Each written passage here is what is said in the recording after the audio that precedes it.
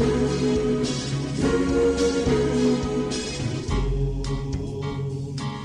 ng takot sa inyong damdamin, ang pangalan niya ay laging tawagin, at siya'y nakikinig sa bawat hinaing. Mapagpalang umaga po sa inyong lahat. Tayo po ay labis-labis nga po na pinagpapala ng Panginoon dahil dinadalaw tayo ng Inang Maria, Our Lady of Manawag. At kasalukuyan nga po ay naririto ngayong araw ng linggo sa katedral. Inatid po namin doon kahapon dahil last Friday ay nag-overnight po sa parokya ng San Sebastian Martir. Kaya pwede pa po kayong humabol na puntahan ng ating Inang Maria ng Manawag nandun po sa katedral. At tayo po ngayon ay naririto na naman sa ating programang Manalig Ka ngayong linggo na ito. Isang oras ng pagninilay talakayan tungkol sa Ebanghelyo ngayong araw na ito. Tayo po ay napakikinggan ngayon sa radyo natin Gimba 105.3 FM at radyo natin San Jose 103.3 FM. Tayo rin po ay live na napapanood via live streaming sa www.diocesofsanjose.org at www.rngonline.org at sa Facebook account ng ating programa www.facebook.com/manaligka 2006. Ito po ang inyong host ngayong araw na ito, ang Paring Ilocano, ang Katolikong nagbabahay-bahay, si Father Bong Romano po. At nandito po ulit ang inyong diakono na nagbabahay-bahay, Reverend Ian Andal. At syempre, nagbabalik pa rin po ang seminaristang Kapampangan, Brother Raniel Soriano. So itutuloy po natin ng ating programa na ito. Tingin natin ng pagpapala ng Diyos sa pamamagitan ng panalangin, pamumunan po ni Reverend Ian. Sa ngalan ng Ama at ng Anak at ng Espiritu Santo. Amen. Ama naming mapagmahal, kami ay nagpupuri at nagpapasalamat sa panibagong pagkakataon na ipinagkaloob mo sa amin. Pagkakataon upang maibahagi namin ang salita ng Diyos sa pamamagitan ng pagninilay-nilay at sa pagdarasal sa pamamagitan dito. Hiniling po namin na dinggin mo po ang aming mga panalangin. Buksan mo ang aming mga puso sa mga pangailangan ng aming kapwa, nang sa gayon mapaglingkuran namin sa pamamagitan nila. Tanggapin mo rin ang aming mga panalangin para sa ikabubuti at sa ikaliligtas ng mga Pilipino. Hiniling namin ito sa pamamagitan ni Kristong aming Panginoon. Amen. Amen. Sa ngalan ng Ama at ng Anak at ng Espiritu Santo. Amen. Amen. Ngayon naman po ay ito natin ang ating maisip, ang ating puso. Pakinggan natin ang Ebanghelyo ngayong linggo na ito na babasahin po ni Brother Raniel. Ang mabuting balita ng Panginoon ayon kay San Marcos. Papuri sa iyo, Panginoon. Noong panahong iyon, sinabi kay Jesus ni Juan, "Guro, nakakita po kami ng isang taong nagpapalayas ng mga demonyo sa pamamagitan ng pangalan mo, at pinagbawalan namin sapagkat hindi natin siya kasamahan." Ngunit sinabi ni Jesus, "Huwag ninyo siyang pagbawalan, sapagkat walang taong matapos gumawa ng kababalaghan sa pangalan ko ang agad magsasalita ng masama laban sa akin. Sapagkat ang hindi laban sa atin ay panig sa atin. Sinasabi ko sa inyo, sino mang magbigay sa inyo ng isang basong tubig dahil sa kayo'y kay Kristo ay tiyak na gagantimpalaan. Mabuti pa sa isang tao ang siya'y bitinan ng isang malaking gilingang bato sa leeg at itapon sa dagat kaysa maging sanhi ng pagkakasala ng isa sa maliliit na ito na nananalig sa akin. Kung kamay mo ang nagiging sanhi ng iyong pagkakasala, putulin mo. Mabuti pa ang mapunta ka sa langit ng putol ang isang kamay kaysa may dalawang kamay na mahulog ka sa impyerno, sa apoy na hindi mamamatay. Kung ang paa mo ang nagiging sanhi ng iyong pagkakasala, putulin mo. Mabuti pa ang mapunta ka sa langit ng putol ang isang paa kaysa may dalawang paa na mahulog ka sa impyerno. At kung ang mga mata mo ang nagiging sanhi ng iyong pagkakasala, dukutin mo. Mabuti pa ang pumasok ka sa kaharian ng Diyos ng bulag ang isang mata kaysa may dalawang mata na mahuhulog ka sa impyerno. Dooy hindi mamamatay ang mga uod na kumakain sa kanila at hindi mamamatay ang apoy. Ang mabuting balita ng Panginoon. Pinupuri ka namin, Panginoong Hesukristo.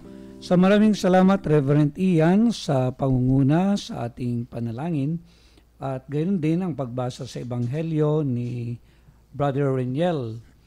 At ngayong umaga nga na ito, mga kapatid, ay maraming mga punto na pagninilayan natin dahil napakaganda po itong Ebanghelyo ngayon. Yung una nga, nakakita yung mga alagad ng Panginoon na hindi naman kasama sa grupo nila na nagpapalayas ng demonyo.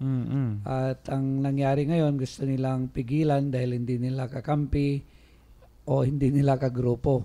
Pero siyempre yung Panginoon siguro nangingiti sa kanila, tignan mo itong mga ito, gusto nilang pigilan yung gumagawa ng mabuti. Kaya sabi ng Panginoon ay wag ninyong pigilan, wag ninyo silang pigilan yung mga gumagawa ng yan.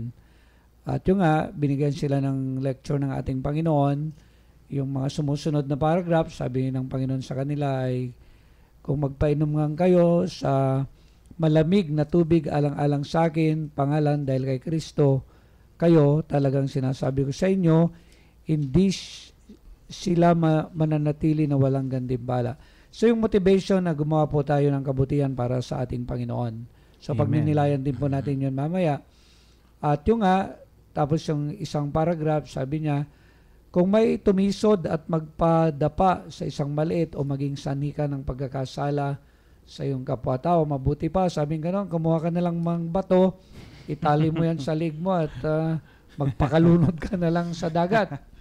So yun, napagandang pagnilayan po na sana ay wag tayong maging sanhi ng pagkakasala ng iba. And of course, sabi din ng ating Panginoon, yung kung yung kamay mo nagiging sanhi ay putulin mo. Pero sana wag po nating i-take ito ng literal. Baka bukas makita namin meron na pong walang kamay sa inyo, walang paa. So ito po yung mga pagninilalayan natin ngayong linggo na ito. Kaya wag po kayong alis at magbabalik po ang programang Manalig Ka.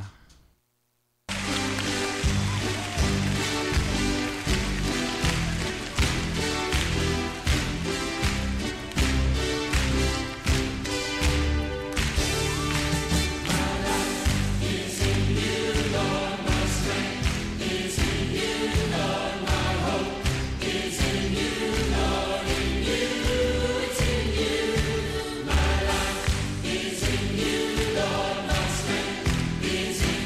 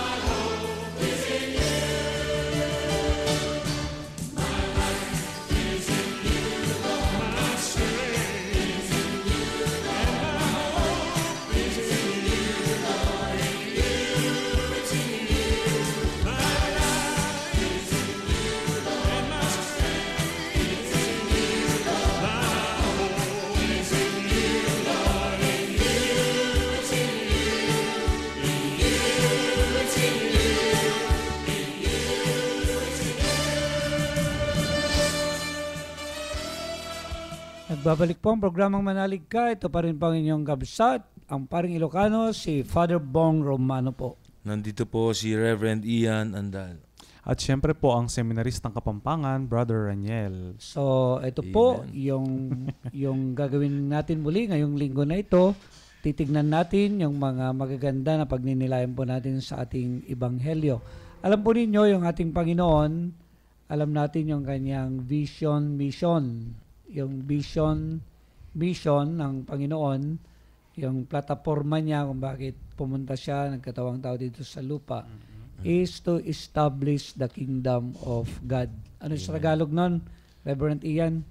Ang pagbubuo, Pagtatatag pagtatatag ng ng kaharian ng Diyos.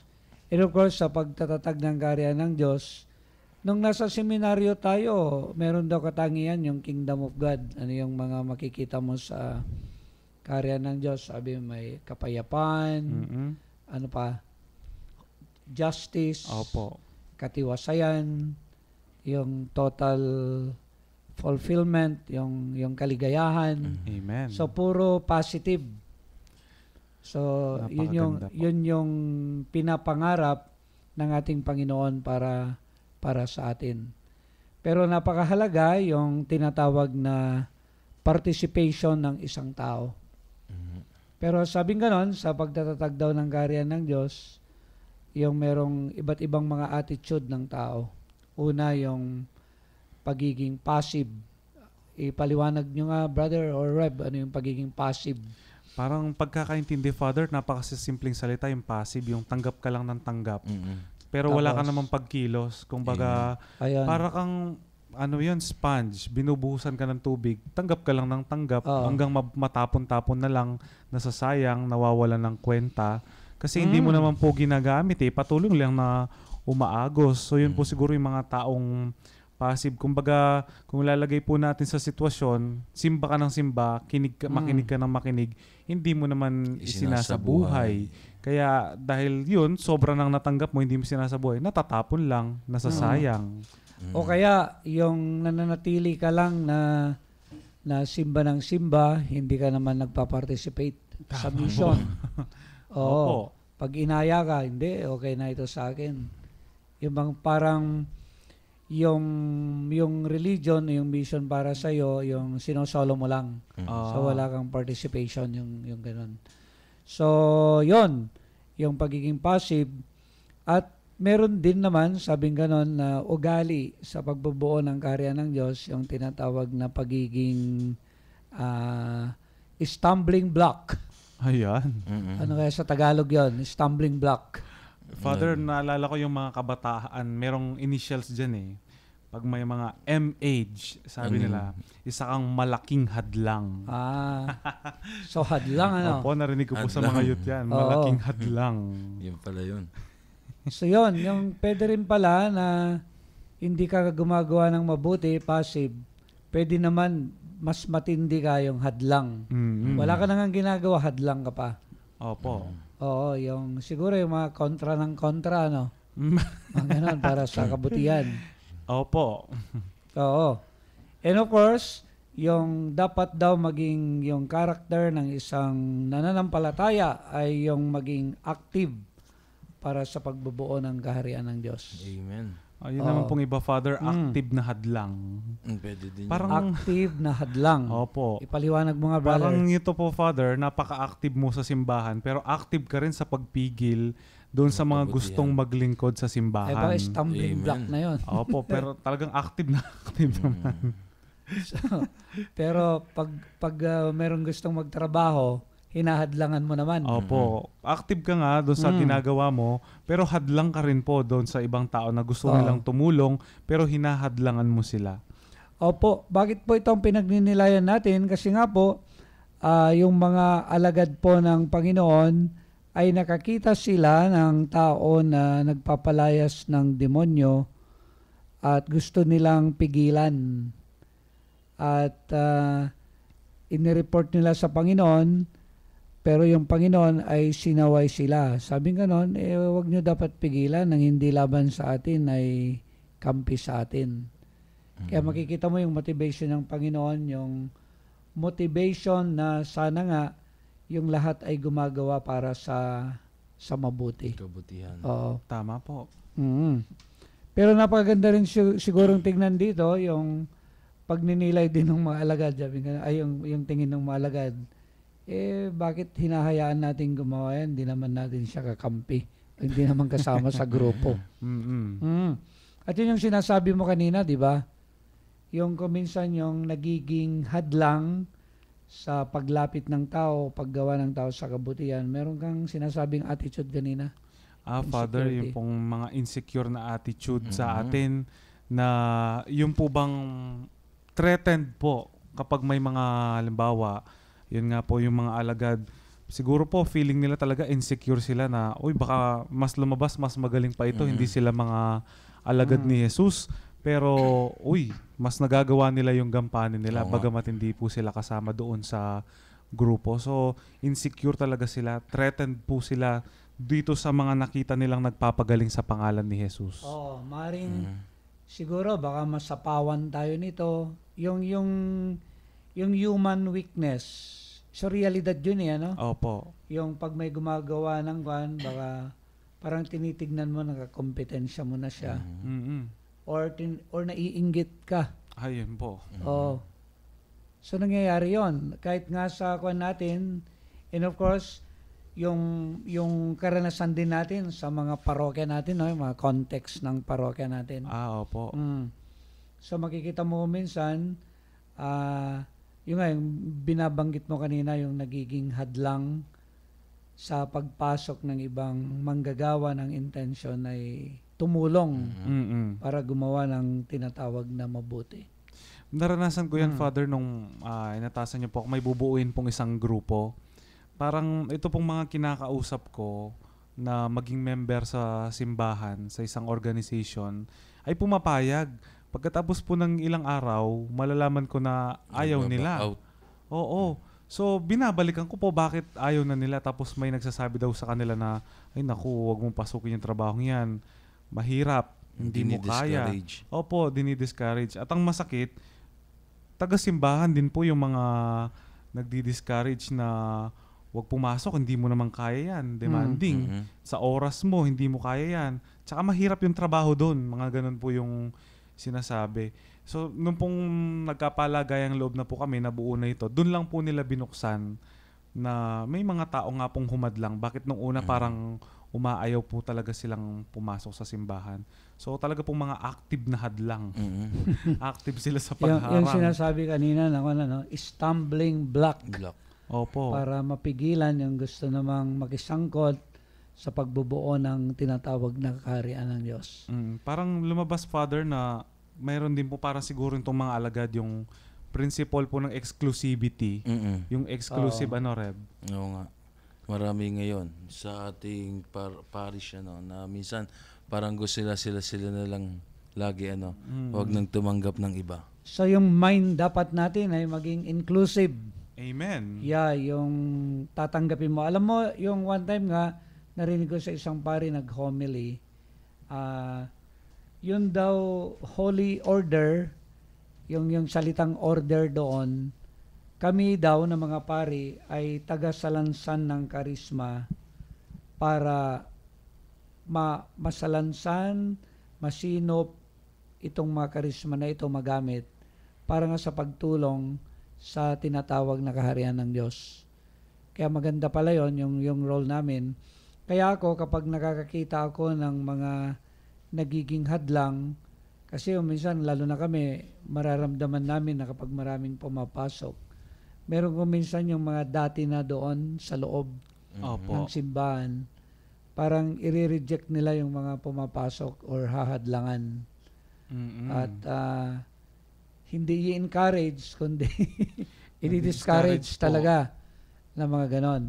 Pero palagi ngayon na pangatwiran ko na hindi po kayo nakikiayon sa mission namin nga rod ng mga pare. Kung ganon yung pananaw ninyo. Kasi nga po, kami ay tagasalansan ng mga karisma, kami ay tagasalansan ng mga talento, kami ay tagasalansan ng mga kakayahan upang mabuo tayo bilang isang katawan ni Kristo. Opo. At ito nga, yung katawan ni Kristo na ito, tayo yung magpapatuloy ng tinatawag na pagmimisyon ng ating Panginoon. Kaya, Amen. kaya napakahalaga yun. Kaya siguro yung motivation natin sa mga grupo-grupo ng pangsimbahan, sana magkaroon talaga ng tinatawag na healthy competition bang tawag yan? Opo, Oo. pwede rin po. Kaso minsan, Father, pag may parang yung word na competition, parang Oo. negative pa rin Ano po kayang yun maganda eh. yun? Healthy community po Ah, siguro yun. Mas magandang healthy Kasi community. kung Oo. minsan, merong professional jealousy, pero professional ba kapag may jealousy? Unprofessional. Parang, sabi po nung one time, narinig ko po yung English teacher namin, dapat hindi nyo tinatawag na jealousy yan, sabi. Mm. Ano? Envy po daw, sabi. Envy. Oo, dahil daw po pag jealousy, may karapatan kang mainggit. Halimbawa po sa asawa mo, Sama mo. nagseselos ka, yeah. you're jealous. Pero Yes. pag wala kang karapatan, envious Envy. ka. Envy Oo. lang gagamitin. Oo, Yung envy. envious. No, Oo. naiinggit ka dahil pero wala ka namang karapatan. So maganda. So sana mapagnilayan po natin dahil tayo po ay nag-establish ng tinatawag na Christian community. Amen. Kaya napakahalaga yon na matuto tayo, mag-grow tayo even in our context sa simbahan para marami po na maging kakampi, maraming kamanggagawa sa pagbubuo nga ng tinatawag na Christian community.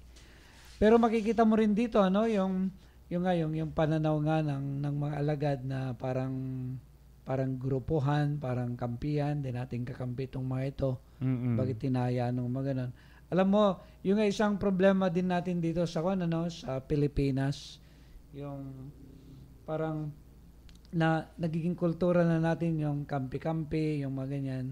Halimbawa sa na lang, sa media, pag di ka kapuso, sabi nila, ano yung kapamilya. Kapamilya. Kapamilya. Oo, Kapatid. Oo.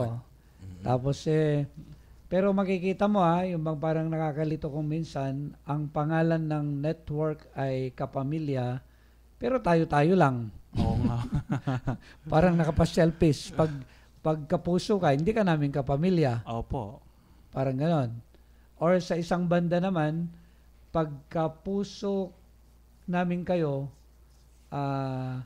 hindi namin kayo kapuso kung kapamilya kayo. Opo. Kaya parang parang salungat tuloy.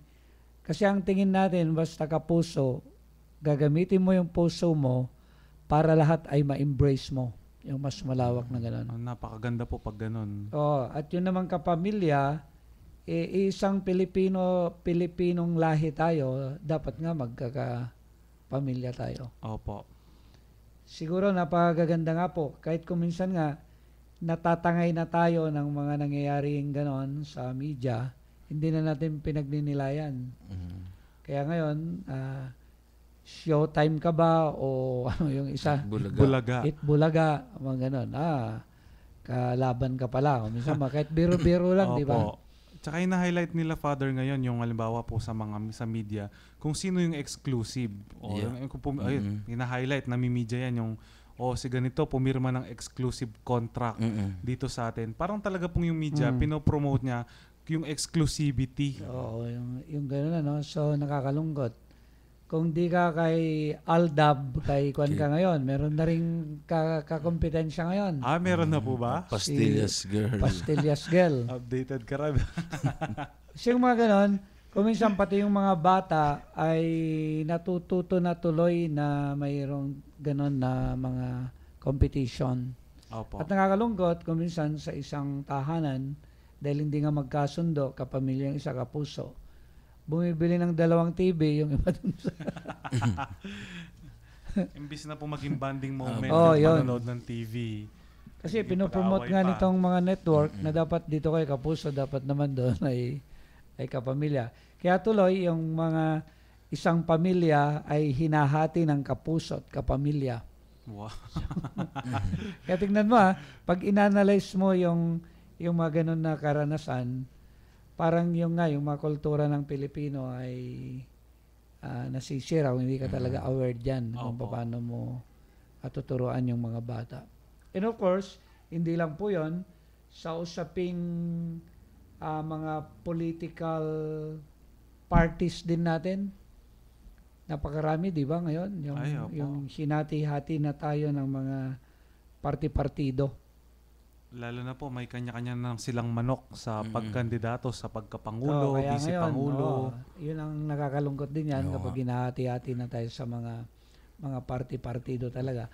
At hindi lang yun, yung implikasyon at application kung minsan kapag hindi mo nakapartido yung mas nakakataas na politiko, hindi ka tatanggap ng biyaya doon sa barangay mo. Opo. Mga Oo ganun. nga po, totoo nga po yun. Kaya kung minsan, limbawa, ay hindi na mapapasemento yung Kalsada. yung kalsada. So ganun yung mga nangyayari ngayon. Kaya siguro nga po we try to unite para sa tinatawag na kabutihan. Opo. At ito nga yung pinopromote natin ngayon. At hindi lang yon, yung nakakalungkot pa, even sa usaping yung nangyayari ngayon sa relihiyon. Meron Opo. ding ngayon yung division na nangyayari kasi magkakaiba ng reliyon. Pinapatay po yung hindi How do you karelihiyon. comment sa nangyayari na ganito? Oo nga po, nakakalungkot nga po yung mga pangyayari na yan na dahil lamang sa relihiyon nagkakaroon ng hindi pagkakaisa na mismong yung pamilya na isang pamilya lang dapat dahil magkakaibang relihiyon nagkakahiwa-hiwalay lalo tigit sa isang bansa magkakaiba ng relihiyon kaya nagkakaroon ng division kaya nawawala yung sinasabing kapayapaan at kaisahan tungo dun sa sinasabing paggawa ng mabuti. Amen. At saka yun nga po, yung pinopromote po mula ng Vatican II po, yung tinatawag po nating ecumenism. Oo. So kahit hindi mo tignan na kareliyon mo siya, wag mong titignan kung anong mag-highlight sa pagkakaiba nyo. Kundi po ang pinopromote po natin ngayon kung saan tayo magkakasundo-sundo. Halimbawa tayo mga Kristiyano, yung mga Muslim, mga Hindu, mga Buddhist, kung ano ba yung saan paraan tayo pwedeng magkasundo-sundo. At yun po siguro mas maganda yung common sa atin yung titignan natin para magkaroon ng pagkakasundo at pagkakaunawaan. Amen.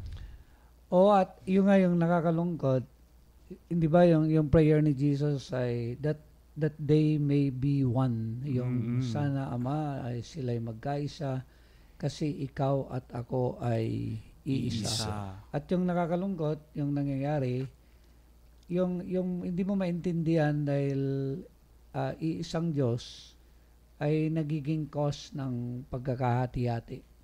Opo. Lalo na yung pananaw nila sa religion ay exclusive. Yung mga ganon na ganon kuminsan, yung kami lang yung maliligtas, yung mga ganon. Pag ganon na kasi, yung pananaw mo parang ikinukulang mo na lang na yung iba ay hindi nakasama yung mga ganoon. At ito nga, dito tayo tinuturoan na sana yung makita natin kung ano yung pwede nating magawa despite sa ating pagkakaiba ay yung magkaroon pa rin ng tinatawag na pagkakaisa. Amen. Amen. So mga kapatid, yan po yung mga tinatalakay namin ngayon, pinagninilayan. Huwag po kayong alis at magbabalik po ang programang Manalig Manalig ka. ka.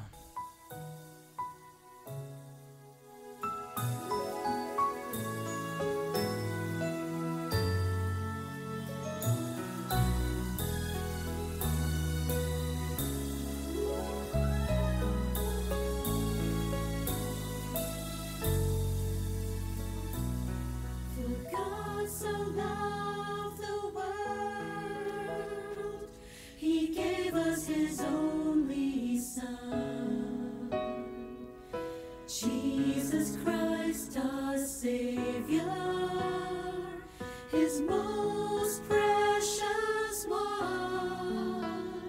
He has sent us His message of love and sends those who heed to bring the message to everyone in a voice loud and clear.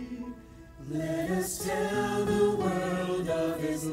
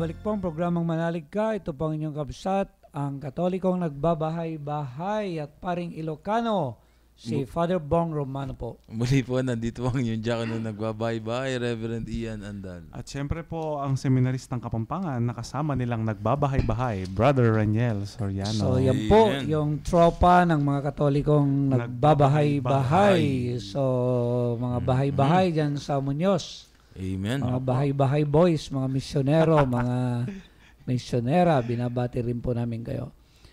Sa isang paragraph po ng ating ebanghelyo ngayon, sabi ng Panginoon, yung nga po, yung pinipigilan nga ng mga alagad, yung ginokasyon nila yung gumagawa ng mabuti. Sabi ng Panginoon, kung may magpainom sa inyo ng malamig na tubig, alang-alang sa aking pangalan, dahil kay Kristo kayo, talagang sinasabi ko sa inyo na hindi siya mananatiling walang gantimpala. Itong paragraph po na ito ay motivation ng ating Panginoon na gumawa tayo ng mga mabubuting bagay para sa ating Panginoon. Sana yun yung motivation natin. Opo. Yung lahat sana ng ginagawa natin ay yung aspeto ng tinatawag na pagmimisyon. Kasi pwedeng tumutulong tayo na wala namang aspect ng tinatawag na pagmimisyon, or we just do it na parang nagso-social work ka lang. Mga ganoon. At ito, sabi nga ng Panginoon, yung kahit mga maliliit na mga bagay na magawa mo sa Kanya ay makabuluhan. At sabi pa niya, merong gantimpala kung gagawin mo yon ng talagang para sa Kanya. Siyempre, hinahanapan ka na gagawin mo yung mga mabuting bagay na taos at lubos sa iyong puso. Amen. Amen. So, yung motivation na gumawa ng mga maliliit na bagay para sa ating Panginoon. Meron kayong sinasabi kanina, yung brother, yung si Saint Therese. Yes po. Parang yun, Father, narinig ko kung hindi po Saint Therese of Lisieux na feast day niya po sa October 1, lapit na. So sabi po niya ay, doing ordinary things in an extraordinary way. Ayun. Ayan. Parang Amen. doon po sa maliliit na bagay, sabi niya, pag ginagawa natin ito with love, With love, yun. ay syempre ay nagiging special. Extraordinary. Opo, extraordinary na Oo. ito. So, kung mapapansin nga po, sinabi natin, ito yung typical na halimbawa ng maliliit na bagay, di ba? Tawag po dito sa santong ito si Little Flower. Tama po Amen. ba, Red? Na yun nga, doon po sa simpleng paraan niya, ay para pong mabuti siyang halimbawa sa atin na gaano man nga po kaliit yung ating maiaambag ay napakalaking bagay na po ito para sa paghahari ng kaharian ng Diyos dito sa lupa. Amen. Siguro po mas maganda, mas konkreto rin na maunawaan natin ito. Halimbawa, sabi ng Panginoon, yung magbigay ka lang daw ng tubig, ay talagang na yun, sa paningin ng Panginoon, kalugod-lugod na yun. Kung ginagawa mo ay para sa Kanya, or you do it with love. Siguro, yung assignment natin sa mga nakikinig, mamaya pong pananghalian, mag-serve po kayo ng tubig doon sa mga kasama ninyo na kumakain yung sa bahay. Opo. Kaya lang Amen. gawin po ninyo na with love. Kasi yung iba nagsaserve, dumadabog naman kasi yung gano'n. Opo. Parang yung paghuhugas din po ng pinggan. Dumadabog, No. diba? Sabi, pag mahal mo yung, dahil mahal mo yung gumamit nito, ay hinuhugasan mo ng Maayos. maayos. Amen. Hindi binabagsak-bagsak. Kasi kung minsan naglulukuhan, sabing ganun, kaya daw mapait yung ampalaya na niluluto kasi nakasimangot naman. Hindi naman with love, hindi naman nakangiti. Oo. So, sa totoo lang naman, ang dami nating pwedeng gawin na yung bigyan natin ng ingredients talaga na merong pagmamahal. Halimbawa, pag magwawalis ka, di yung pasipol-sipol ka with love, hindi yung padabog na nagwawalis. O Opo. kaya yung magugas ng pinggan, hindi yung galit ka na bumabasag na ng ng pinggan. So yung mga little things na mga ganon, na we do it talaga for Christ. We do it with love. At siguro magandang orientation yun ano? Yung mga magbuhat sa umaga, yung mga gagawin mo, ay inaalay mo na talaga para sa ating Panginoon. Opo. Amen. So Father, naaalala ko po, lagi ko pong sinasabi, dun po sa ating mga greeters and collectors. Ano yung mga greeters, Yun brother? po, Father, yun po yung mga pagpasok mo sa simbahan, sila yung Ah, welcome. simbahan. Paano po yung mga asheret na tinatawag Okay. natin? Asheret. Okay. Sabi ko po sa kanila, pagpasok pa lang ng tao sa simbahan, dapat Yun. nakangiti na kayo. Kasi sabi ko, Tama. representative kayo ni Kristo na nagwe-welcome sa Kanya. Kung nakasimangot kayo, ay siyempre paano gaganahan naman yung nagsisimba? At sabi ko, pag nagko-collect kayo, isipin nyo ginagawa nyo ito para kay Kristo. Jesus. Ngitian Amen. nyo, masaya kayo, pasalamat kayo. Para naman yung gaganahan yung mga nagsisimba natin na gawin din nila yung mission nila na tumulong sa simbahan ng mag-abuloy ng naaayon. Siya kuminsan din, napakahirap din, lalo na kapag may nararamdaman kang sakit, pagod ka na. Yun yung kuminsan, yung karanasan din natin, no? Lalo na yung mag-express ka ng pagmamahal, lalo na yung ika-4 na misa mo na. Ako, struggle ko talaga yun pag nasa baryo. Opo. Lalo na yung last mass mo na, alas 6 o 6:30, alas 7. Pero yung iniisip ko palagi, itong mga tao na ito, yun pa lang yung unang misa nila. They need to be loved. They need to see in you yung madama nila yung mensahe ni Kristo. Kaya napakalaga rin talaga yung hahamunin ka na kalimutan mo talaga yung sarili mo, no? Opo. Yung you need extra patience, yung ganyan, at hindi yun talaga, dito mo kailangan talaga yung biyaya ng Panginoon Amen. para maipakita mo yung tinatawag na pagmamahal, yung motivation na ganoon. Pero ngayon, ito na naman yung nagiging problema natin, ngayong malapit na yung election, dadami yung gagawa niya ng kabutihan. So madami po yung mga pakitang gilas na naman. Pakitang gilas. Yan, mga pabibo. Oo, yung Totoy Bibo. Mga ganon. Kaya lang siguro, yung wag naman sanang samantalahin din ito ng mga mamamayan. At wag din samantalahin, lalo na yung mga may mga project sa simbahan. yung mga ganon. At yung palaging sinasabi nga sa atin, siyempre, yun din ko minsan napipilitan din nilang gawin yon dahil yung mga tao very demanding din sa kanila. Kung minsan magpapaliga, hihingan sila ng bola, hihingan sila ng kuminsan lahat ng uniform nila. Pasolicit. Oo, yung mga ganoon. Tapos magpapasayaw sa barangay, hihingi lahat sa politiko. Ayun. Mga ganoon. Magpapapiesta, so hingin lahat sa politiko. Yung mga ganoon. Kaya tuloy, ang nangyayari, yung effect niyan po sa atin, hindi talaga ang sinusukli ay pagmamahal kapag nanalo na. Ang sinusukli, yung pag nanalo na, ay yung makabawi kung ano yung mga nagastos. Kumbaga, investment din po nila, no? So magpapalabas muna, tsaka babawi. Oo. At minsan malaki yung pagbawing nangyayari. Kaya tuloy, yung politics sa Pilipinas, sabi nga nila yung mga critic, yung mga nagnilay, ay isang napakalaking business na ngayon. Kasi nga, yun, kung minsan nga magtataka ka, yung mag-i-invest ka ng milyon-milyon para manalo. Opo. What is your intention? Bakit gusto mong manalo? Yun nga. At siguro nga, ito yung kailangan i-purify ngayon sa Pilipinas. Na napakalaking problema na talaga yung politics sa atin. Yung sa sistema ng politics. Kaya ito ay haharap na naman tayo niyan. So sigurado hanggang sa election, makikita mo na naman yan kung paano yung mangyayari yung how to exercise our politics dito sa Pilipinas. Ay hindi talaga bunga ng tinatawag na paglilingkod, totoong paglilingkod at pagmamahal. Nagpapanggap po. So yun yung siguro pag nilayan po natin ito, ano yung mga intention natin kapag gumagawa tayo ng mabuti.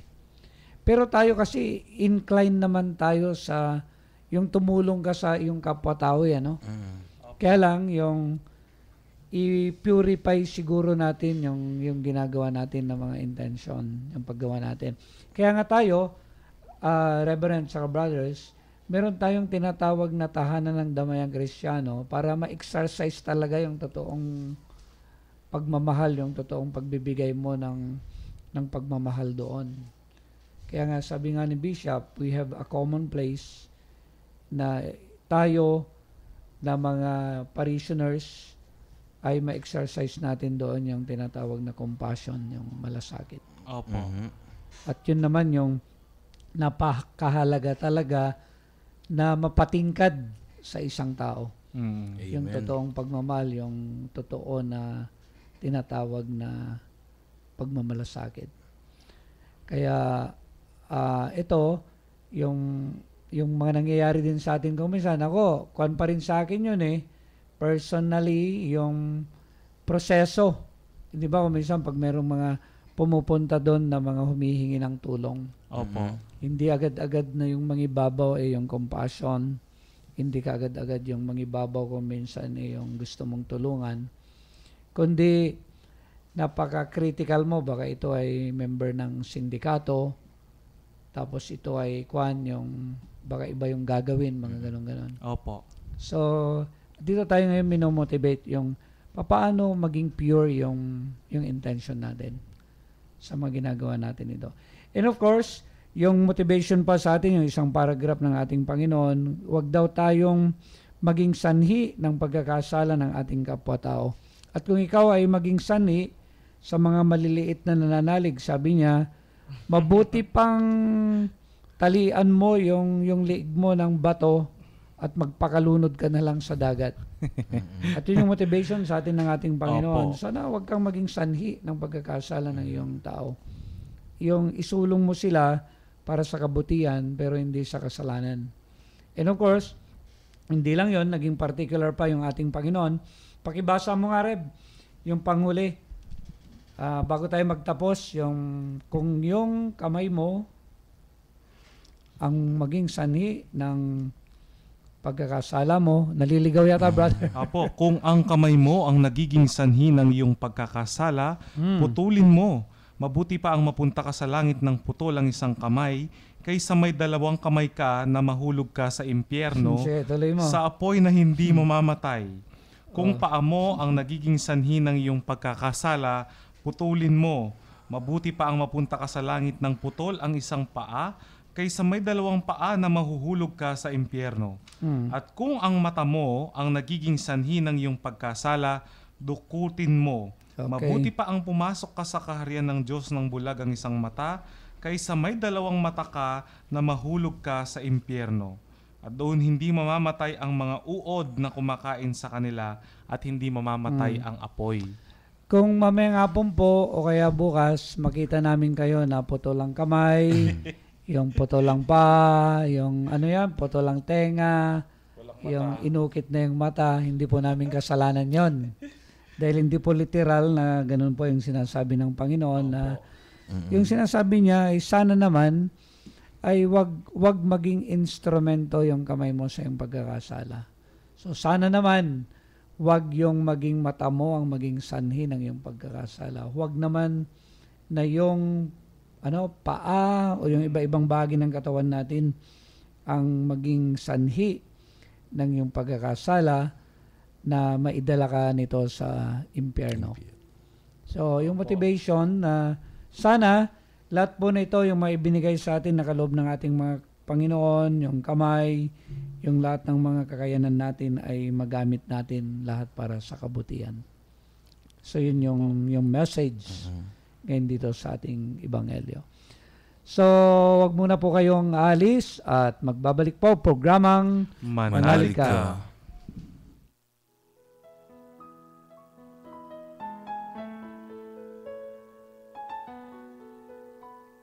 Ang sino mang sa aking mananahan din ako sa Kanya. At kung siya'y mamunga ng masagana, Siya sa amay nagbigay ng karangalan.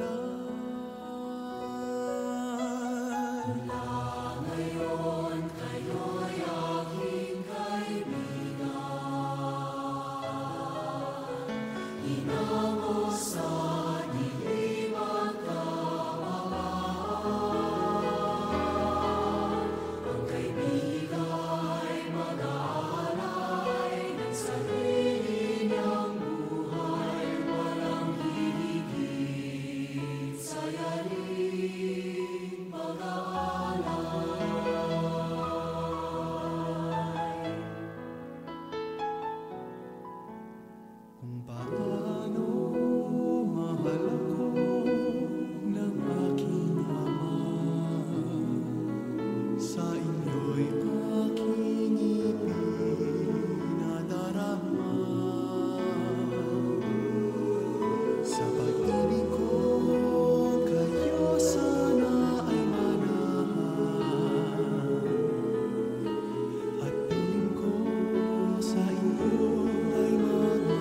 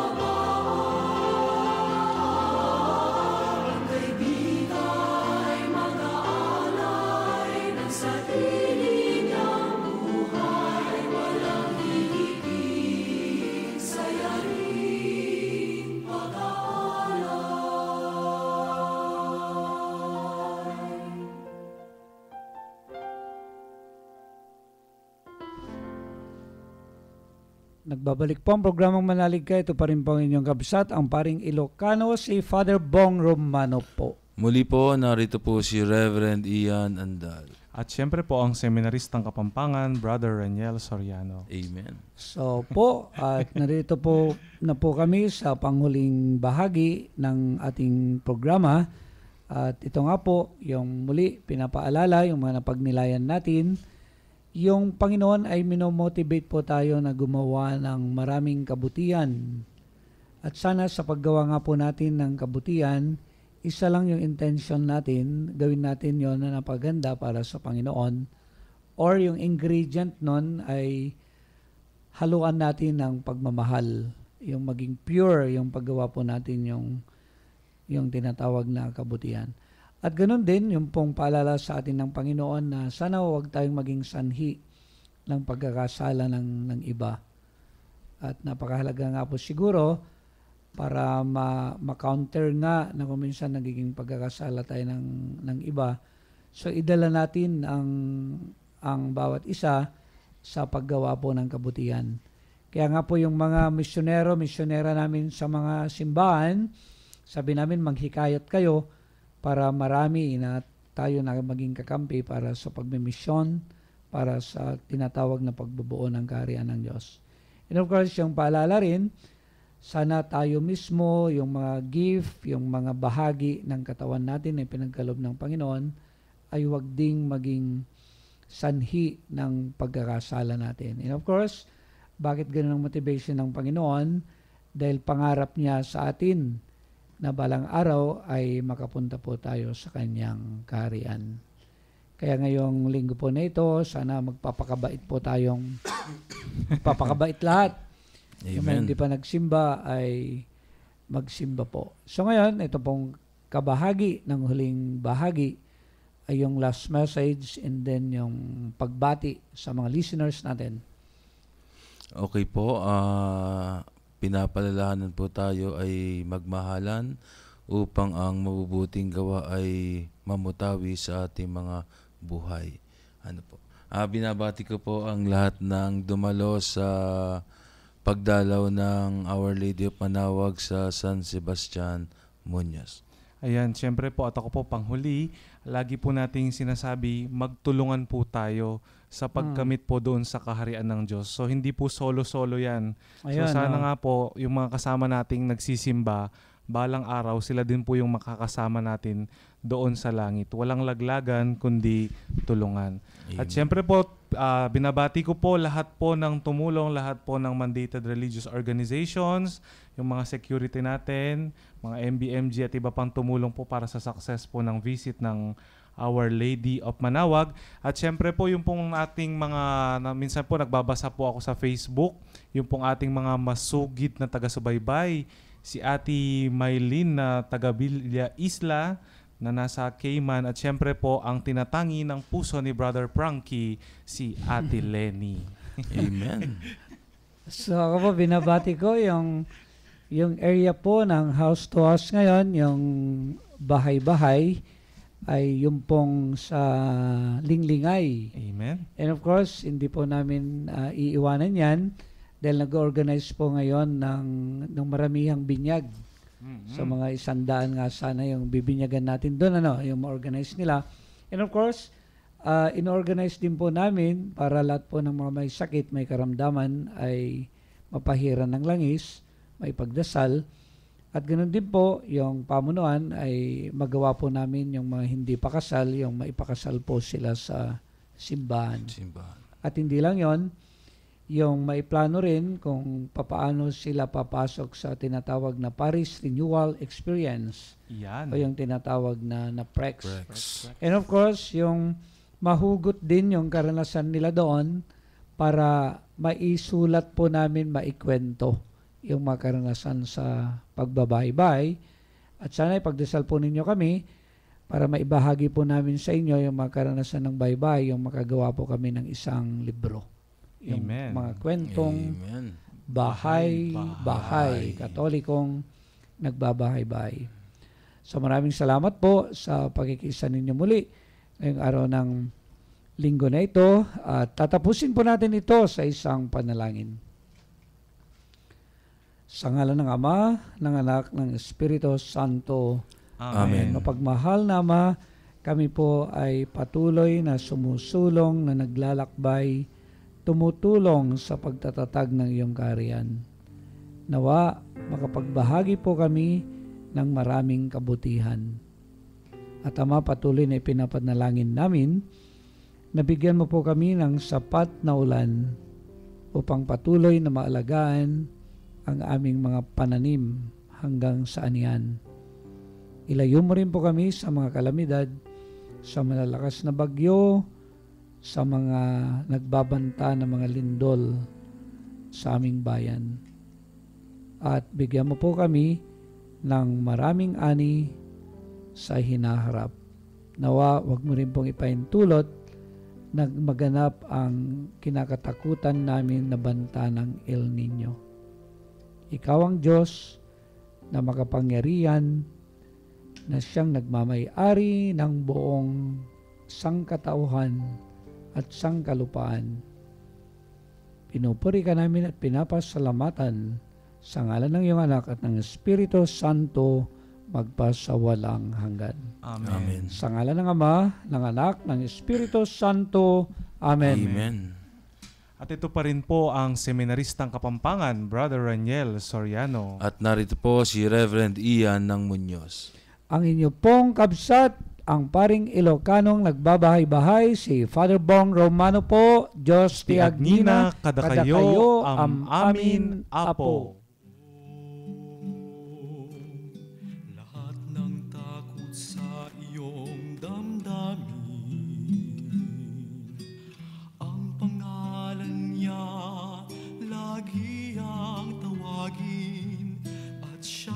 nakikinig sa bawat hinaing.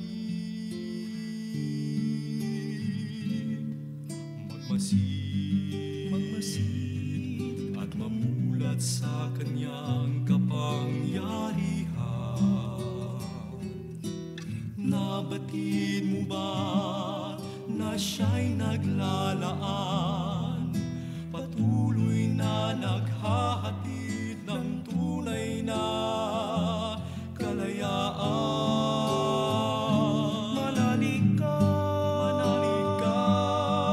tuyuin ang luha sa mga mata. Hindi siya panaginip, hindi siya isang pangarap.